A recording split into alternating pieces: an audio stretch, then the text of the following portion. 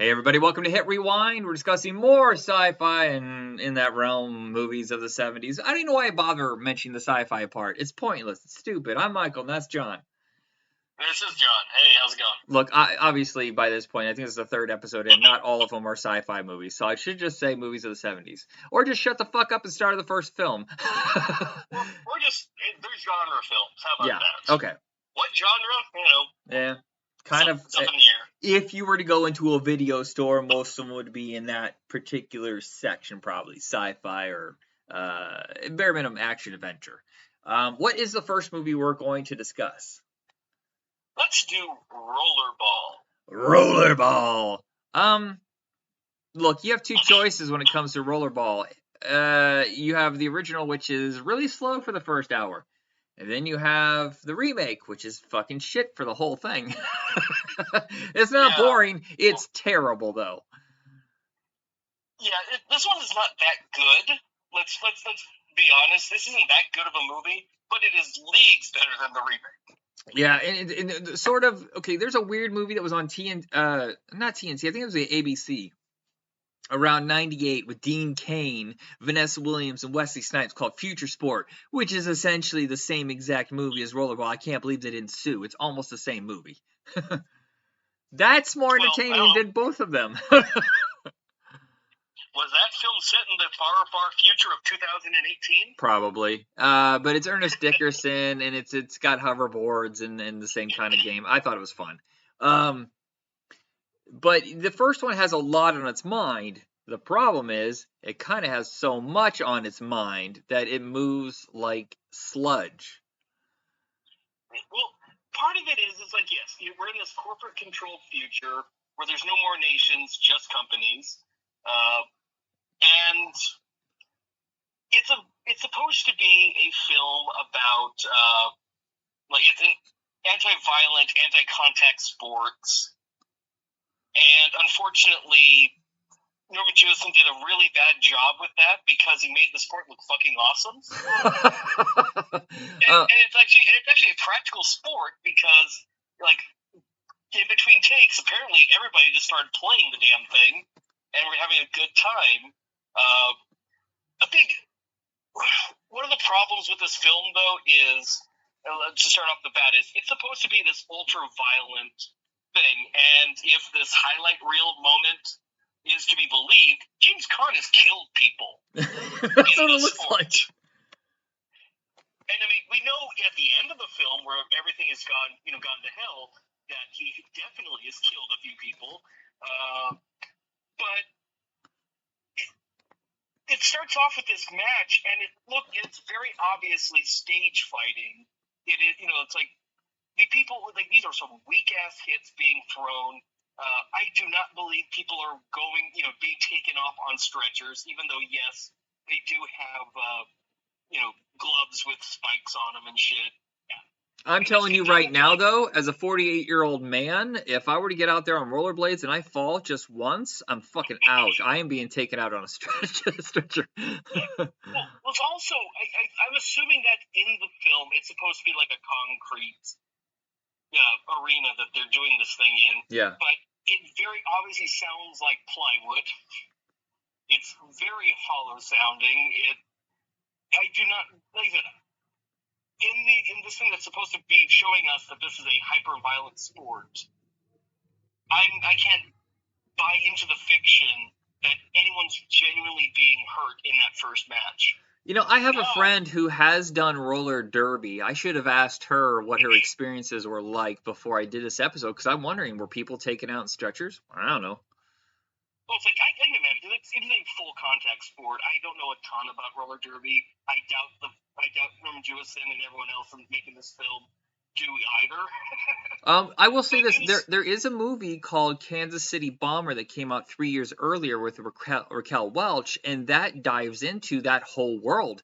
It's a little slow, but it's more realistic. It really shows you all the fake relationships, all the business dealings, and how it was basically wrestling on roller skates. It creates these stories and mythology between teams. Yeah, it's like I can imagine that. Yeah, because roller derby being a full contact sport, people probably do get bloodied up. I'm not going to be like can't necessarily carried on stretches unless something really goes wrong. Uh, people are probably just getting black eyes, bloody noses, maybe lose a tooth or something, they're getting punched. And again, I can see that as just kind of being, this is football on roller skates. Yeah. Like in the first thing. Because then when you get to the Tokyo game and they're starting to they're trying to change some of the rules because they want James Caan to quit because he's becoming popular, and that threatens this world's thing of keeping people. Individualism is bad. Everyone is part of this collective, and if you stand out in any way, we will hammer you down. Sort of idea. So it's like, once you get to the Tokyo game and then the New York game at the end, yes, it looks vile as hell, it looks painful as hell. But I can't. If this game is supposed to be as violent, like I said, we have a bit before the Tokyo game where they're showing highlights and stuff and talking about, like I said, I guess he has killed people in this game. So this doesn't really seem like it would be an escalation, even though in the film now we're actually seeing people being hurt, genuinely being hurt, and it doesn't feel like it's an escalation onto what this thing's already supposed to be. Yes, when you get to the final game and it's no holds barred and people are just murdering the shit out of each other on the thing, yes, there is the escalation that the Tokyo game really should have been. Yeah, I want to say this real quick. Norman Jewison's career is one of the craziest things I've ever seen. If you look at his filmography, it's all over the place. I mean, just 6 years earlier, I think he is doing In the Heat of the Night, and then he does like Fiddler on the Roof and Jesus Christ Superstar. Those are the only two movies that were even similar, two musicals. And then he does this. And only a man that has made so much money for United Artists gets to do Rollerball. And I can see where he was going. His commentary is, it's a lot on modern sports, commercialism, suppression of like almost the way that they suppress individualism also feels a little bit like suppressing unions and proper pay for athletes. Now, of course, athletes get paid like crazy unless you're a woman, and then they fuck you over. But it felt like it was a lot of things going. He had so much he wanted to say, and I think that drags down the narrative a little bit. Yeah, and it's a very busy film, and I think that I don't think it should have been 2 hours, or I think it's a little over 2 hours, but it should have been a little more concise, and it should have been the first game. It should have basically been a lot more of an innocent game, and then you see the violence coming into it. Yeah, so if they were like, yes, if we do this, we'll get higher ratings and more money will come in, and they just keep pushing it and pushing it and pushing it. Yeah, and now I'll say this: I will concede that this is a film where I kind of call bullshit, especially on that first match with the violence of it. People did get hurt filming this thing, but it's a stunt-heavy movie. Oh my god! So that this is the first film that got the stunt cast actually screen credit. Oh wow! Yeah, I can see why later James Caan limped so much. If he told me it was from this movie, I go, yeah, of course. Yeah. Oh yeah. Like I said, the game does look fun, and as I said, the anti-violence thing. Like I said, he makes it look so much fun that people were trying to buy the rights to the sport so they could set up their own rollerball leagues. That does not surprise me at all. Yeah, as I said, I do kind of wish that we were shown more escalation. Then this is already pro wrestling with in this arena, and now we're just it's like, as I said, I wish we had a little bit more of what seems like escalation as opposed to just being told escalation. Yeah. Well, and if you want to talk about extreme escalation, Death Race 2000, there's no journey in the beginning. You were there. It feels like it's like 20 years after Rollerball or whatever, and it's that much more crazy. And everybody's completely cool with it except for a very small group of rebels. Yeah, what's funny about this is a film that's set in the year 2000. The In original, the at least year early 99. 2000. But this film could not be any more 70s. Oh, In yeah. every aspect of it. Like, Well, I mean, at least Rollerball tried to look futuristic. yeah. Well, what I love about the Rollerball futurism, especially like the lettering on the costumes, I go, oh, that is 100% 1975. Yeah, oh no, it at least makes an attempt, but it also has a lot more money to work with. Yeah, we're talking, I think Rollerball was 12 million or something like that, and Death Race 2000 I think had $350,000 budget, which is insane to me because at the time David Carradine was a name. I'm gonna guess he probably ate up at least a third of that budget. Yeah, well, he also it was basically, for I said, he didn't get paid a ton. Again, granted, it's the sort of thing where this had no money anyway, but he didn't get paid a ton. But it was mostly because he was doing it to get away from being Kane from Kung Fu. Which is hilarious to me because he talks just like Kane for the first half hour, like just stilted and stiff, and I'm like, hey, what? Yeah, it's just a terrible movie, but it's so much fun. God, it's so much fun. My wife saw a tiny little bit of this thing near the end. Actually, pretty much saw the last couple of minutes of it, and so this is fucking stupid. Yeah, and I didn't say this. I didn't get a chance to say this, but to her, but I did tell her this later because I wrote it. I was like, yeah, no shit. It's a terrible movie made by Roger Corman. Of course, it's fucking stupid. I will say this: I will watch this 10 times more than I will ever see the remake, which I've seen twice. I've seen this probably 8 or 9 times. I've seen this at least once, but I did not remember a thing about it. And so, yeah, it was almost like watching for the first time, and I had a blast. I think it's weird that this might be Roger Corman's most successful movie, and yet not on Blu-ray. And I don't understand why you can't buy it digitally. It's only streaming on Tubi and a whole bunch of bootlegs on YouTube.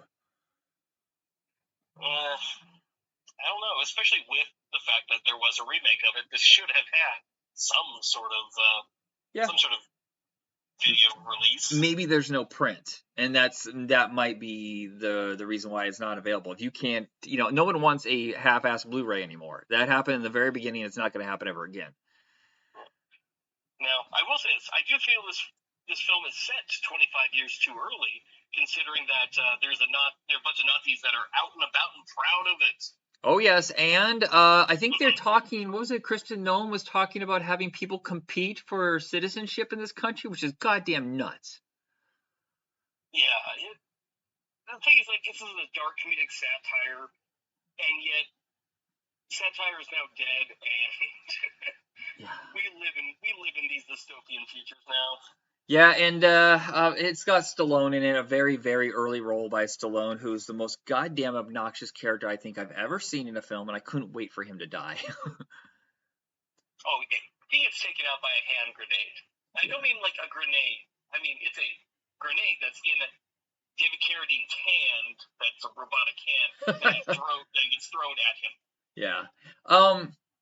So my version, so I've seen this before, and I never saw so much blood before. But mine the version I've seen so many times has a whole scene of nudity where they're in a massage kind of relaxation room. Yeah. My version this time I watched did not have that. And I wonder if it was on YouTube, if they automatically cut out any nudity, but of course they let exploding heads and bodies and shit like that happen. Because nudity, oh, so bad. Yeah, it's like I do have a note on that where it's like, yay, nudity. Yeah, but it is. I will say it is for both. You got both men and women naked, mostly just butts, you see. But it's like, hey, you know what? You got people getting massages. Of course, they're going to be naked because this is that kind of film. I've never been naked in a massage. I always keep underwear on. I don't know why. I just feel uncomfortable, just not having anything on. What if there's a fire and I gotta leave immediately? So I got my underwear on. This is definitely a future where people don't care about that sort of thing anymore. Yeah, and the other thing about this one, of course, is it has all the dark sense of humor that Paul Bartel brought to it.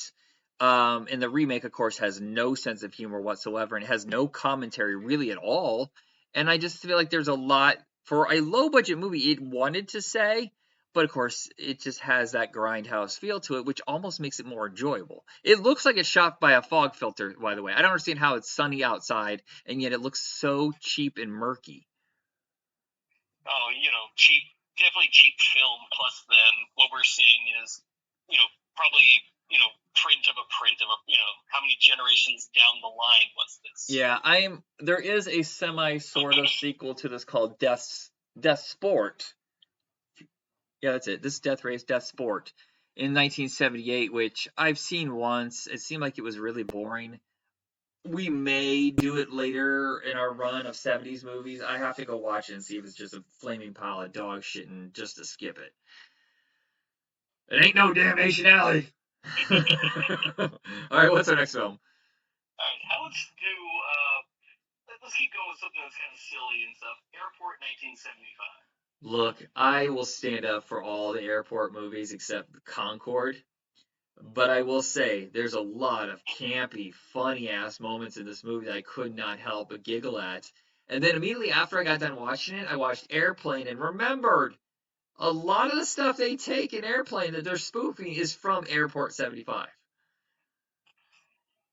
Oh. Yeah, it's a cheesy flick. Yeah, but I will say this, that last half hour is stunning, and I was holding my breath, and it's really stressful and really well done. It's just everything that leads up to it. And that's always been the curse of disaster movies, is the soap opera for the first half. Well, at least I'll say this. At least they kind of get to the plane disaster pretty quickly. And considering like airport, basically it's like the last quarter of the film is the disaster part. And the other film that we watched, we'll probably talk about next. That's almost an hour into this 2-hour film. Yeah. Is when it strikes.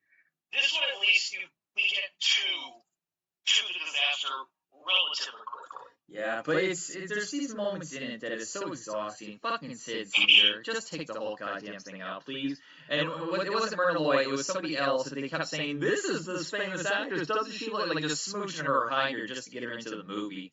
And that was just so tedious and boring. And Linda Blair, poor Linda Blair, coming off of Exorcist, having the most cringeworthy, campy scene I can possibly think of. And then there's nuns! Yeah, well, like, this entire film is just, the way it's set up again.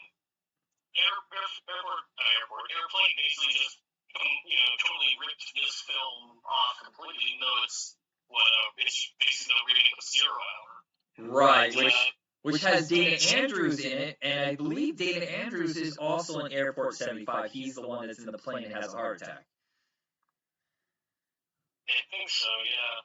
But this is like, this film just seems like it's smiling at you all the time, going, wouldn't it be terrible if something bad happened to the musical nun?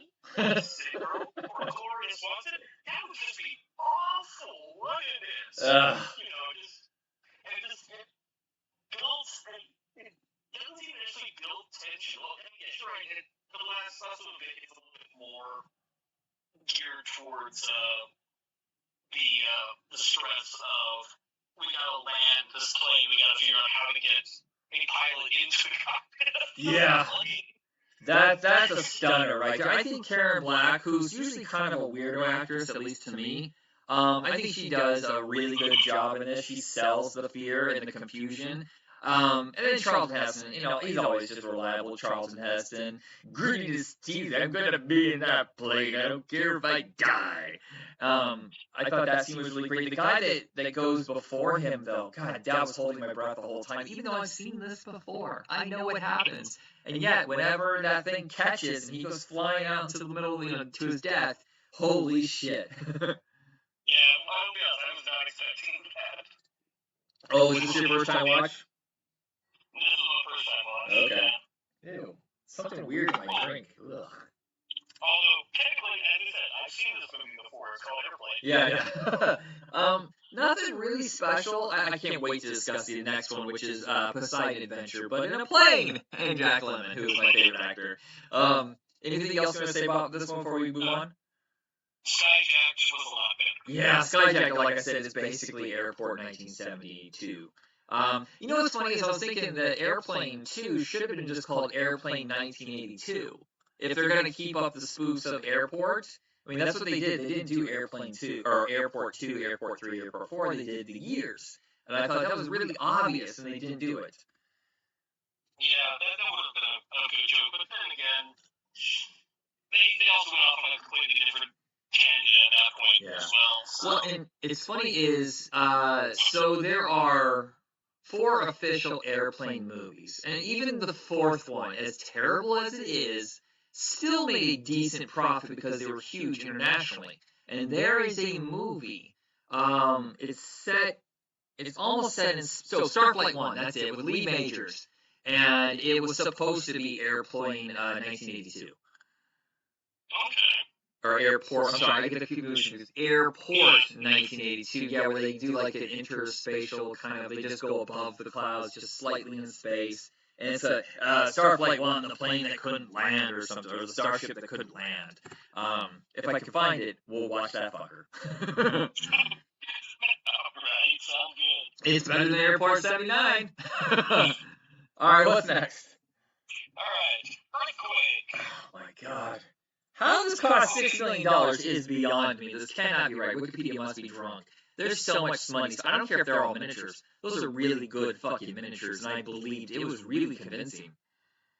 Having lived in Southern California for 22 years, I fucking hate earthquakes. And it's like most of the time, you know, it's kind of like at the beginning of the film, you just kind of get a little roll that comes and goes quickly. You know, your house might shake, maybe. But, you know, it's pretty much over and done with pretty quick. Yeah, I lived in Mid-Cal and Nor-Cal for a little bit, but most we ever got were just tremors. Though, a week after we moved away from Napa, they had one of the worst earthquakes they've ever had in that area, and I'm just glad I wasn't there for it. Well, I was in the big Landers Big Bear quake. When I was like 10 or 11, I was camping with the Boy Scouts. And, you know, it's like I was a mile from the Big Bear side of it, which was like a 6.7. Oh my god. So it was not the epicenter of that, and it was terrifying. And while I was on the fan of them before, that basically traumatized me. I did almost, when we first went to Universal Studios in Hollywood, and they had the little earthquake ride, the first time freaked me the fuck out because I have memories of that. Why do they even have an earthquake ride? Just hang out long enough, you'll fucking get it. But, yeah, but I like the show a lot. I had a good time with it. But yeah, it's like, as I said, we're about halfway through the film, and the quake hadn't hit yet. Yeah, but I wasn't really all that bored. The stories, I was actually, for the most part, entertained by. I actually liked spending time with these characters, unlike Airport 75. And then when it happens, you're like, yeah, I give a shit what happens to these people now. Well, my problem is, I kind of feel really they could have been a little more economical about getting to the earthquake and then us getting into the aftermath and seeing how everyone reacts to this thing. And he didn't really need Walter Matthau. That was stupid. As a drunk in a bar. Oh my god, that was so... That undermined the whole scene. I was like, why the fuck is this even happening? But, yeah, it's like, the earthquake itself is like 8 minutes of screen time, which, you know what? I'm good with how much destruction we get to see in that. Yeah, I don't want the camera shaking. Yeah, I don't want the camera shaking forever. I'll fucking puke. But yeah, it's like, you see those houses in the Hollywood Hills that are on those supports, and I've always looked at it going, why the hell do you have those houses like that? They're going to fall down. Yeah. And then we watch that. If it's not a mudslide, it's going to be an earthquake. They'll take them down. Were you disturbed at all between the age difference of Charlton Heston and Genevieve Bujold or whatever? She looks like she's 12.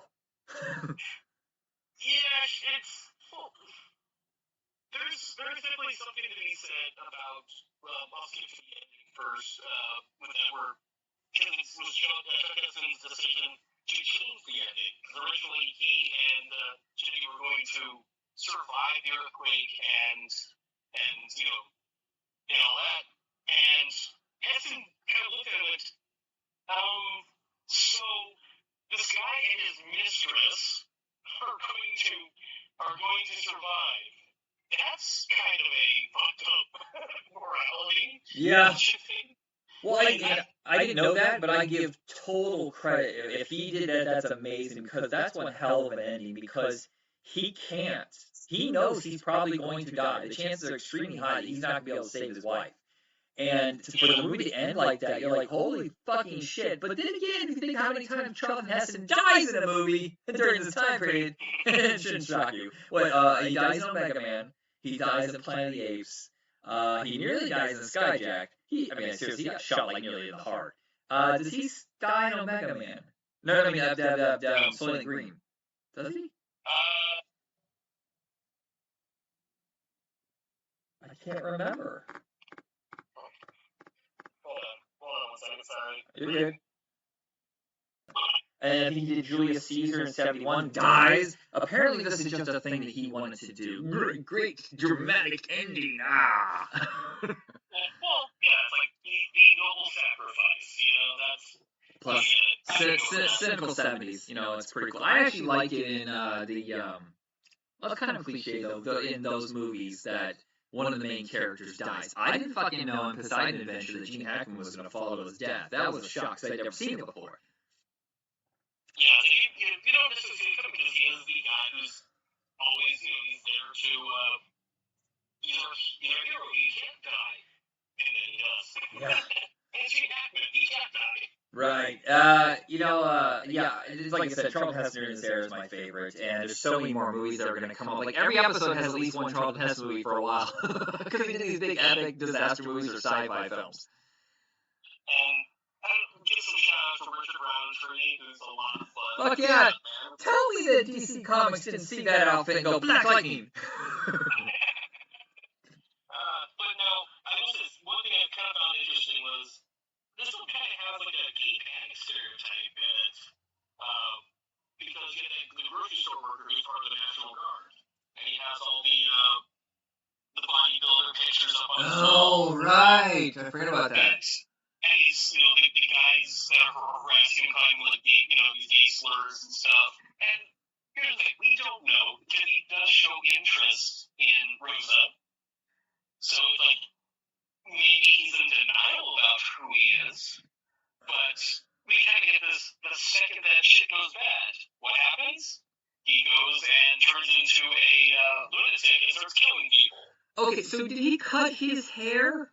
Or was that a wig? Or was that a wig for the movie, because he didn't want to cut his hair in real life? And did he slap on a fucking mustache? I was so confused as to what was going on once he joined up. So he was a grocery store clerk, but he was in the National Guard, right?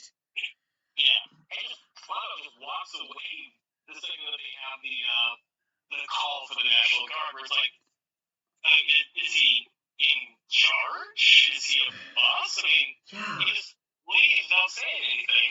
Dude, that was one of the parts of the movie I was kind of confused on, like, his motivation, and just like, what? But it was Marjoe Gordner. Do you know who Marjoe Gordner is at all?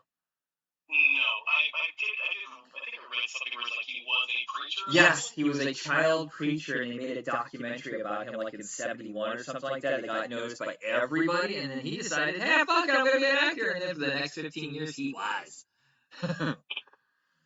But yeah, there's talking about like that stereotype. He's been in movies for decades. Yeah, especially during this era. Man are portrayed as the villains. And I said like, yeah, it's the fan. He immediately abuses power and kills the guys who are harassing him.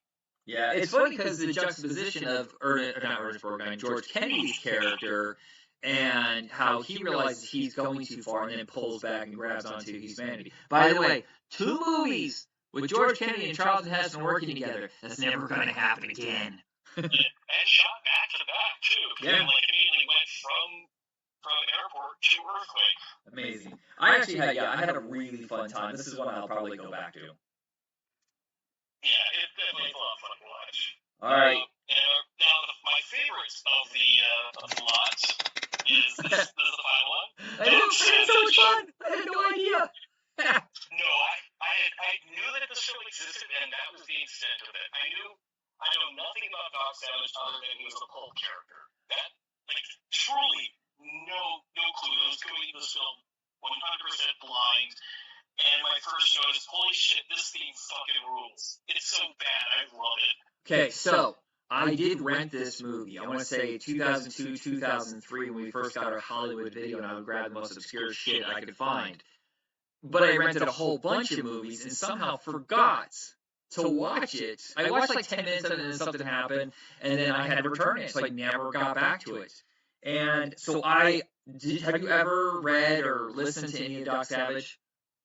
No, I went into this one completely blind, other than knowing that he was a pulp character. Oh, yeah. So I want to say it was about 15 years ago. I was at a garage sale, and I had just bought a record player, like a retro record player with a multi-stuff in it, and it had a cassette thing on the side. And I was like, you know what? I have no cassettes. I'm going to grab these Doc Savage cassettes that someone's giving away for free.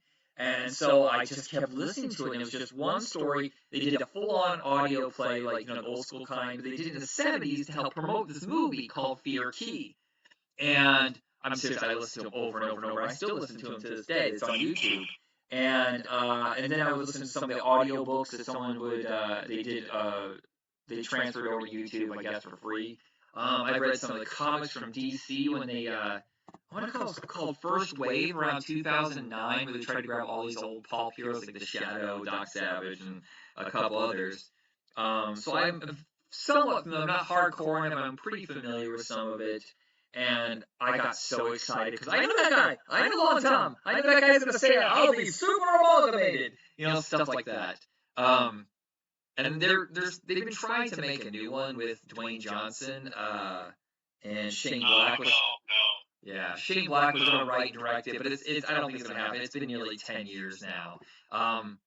There's something about this movie that had to be of that time, of that moment.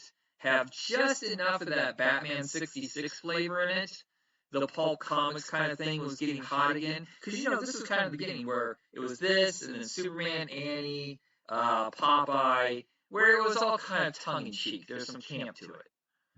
What's funny is, honestly, I could feel they could have made this film in the 90s when they were doing the pulp hero revival. Definitely. Well. Yeah, I'm actually shocked. If this movie hadn't bombed, I bet you they would have.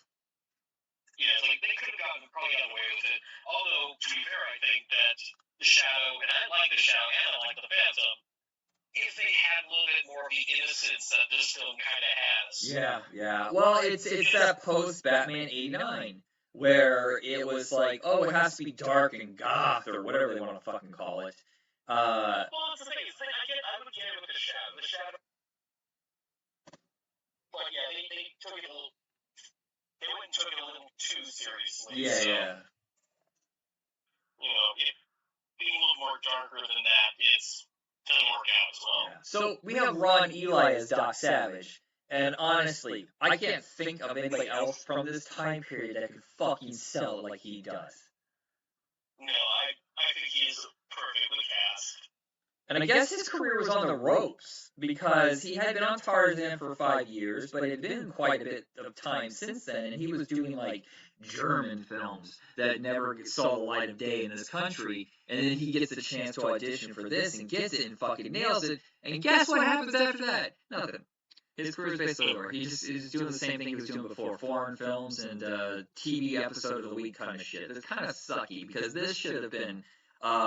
I'm not saying Superman level by any means, but this should have made some more money. I'm actually shocked. They wanted a sequel too. They teased it at the end.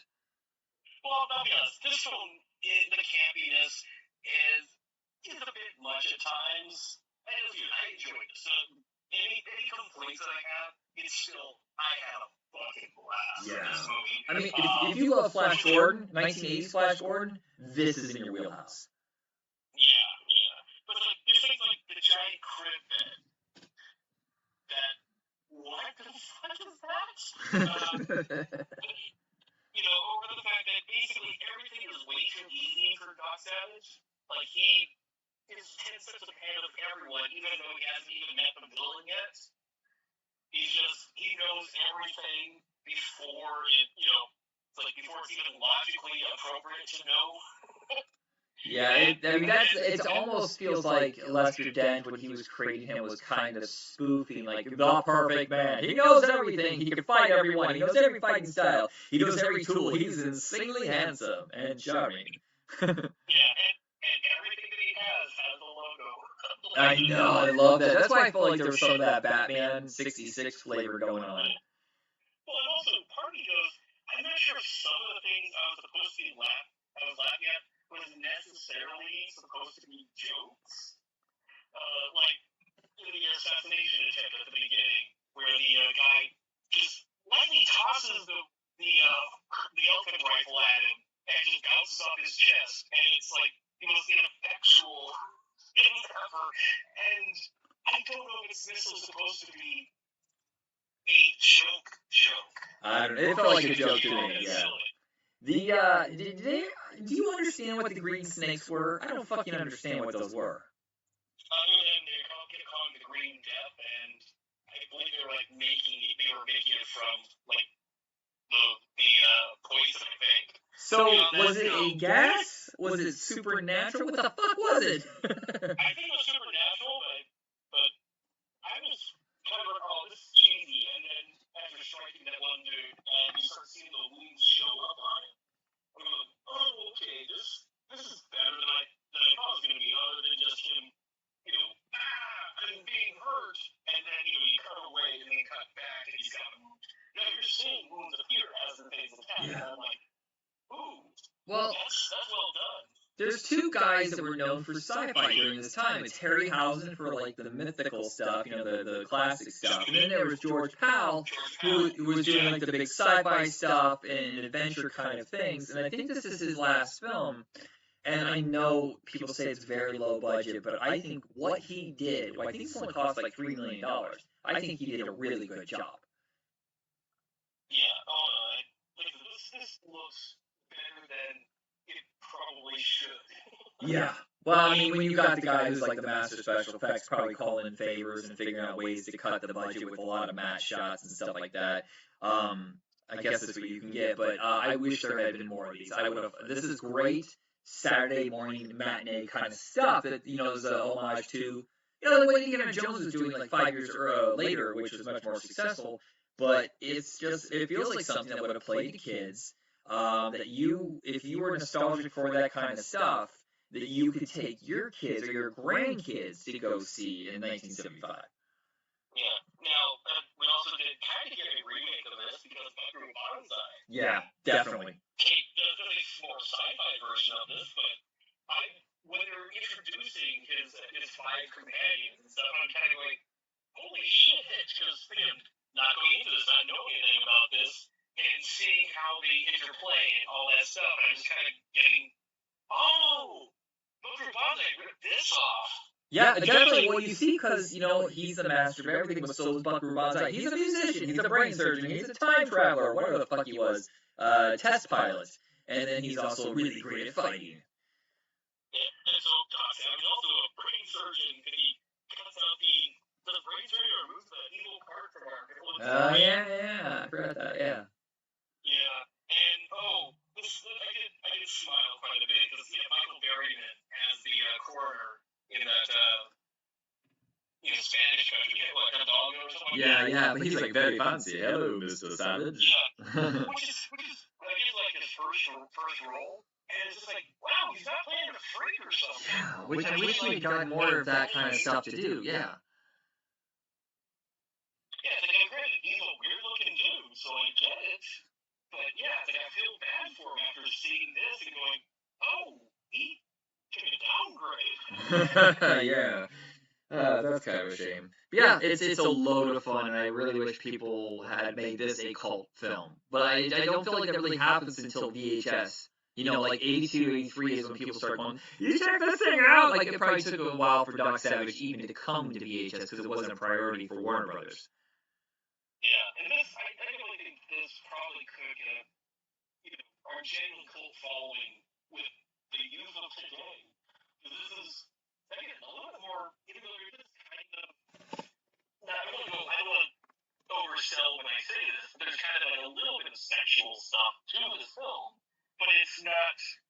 horny in any way.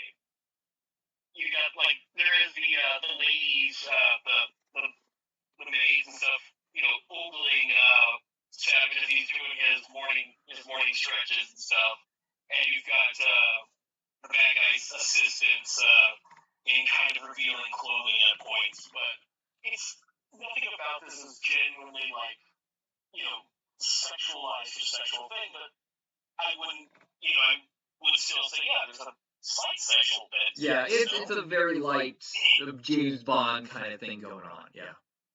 Yeah, but it is, but because it's not necessarily sanitized, but it is less focused on that. Be hitting some of these younger kids these days. Yeah. All right, so that is our films for this episode. I think we both agree Doc Savage was probably the most entertaining of the bunch. Heck yeah. All right, thank you, everybody. Thank you, John, and have a good one. See ya.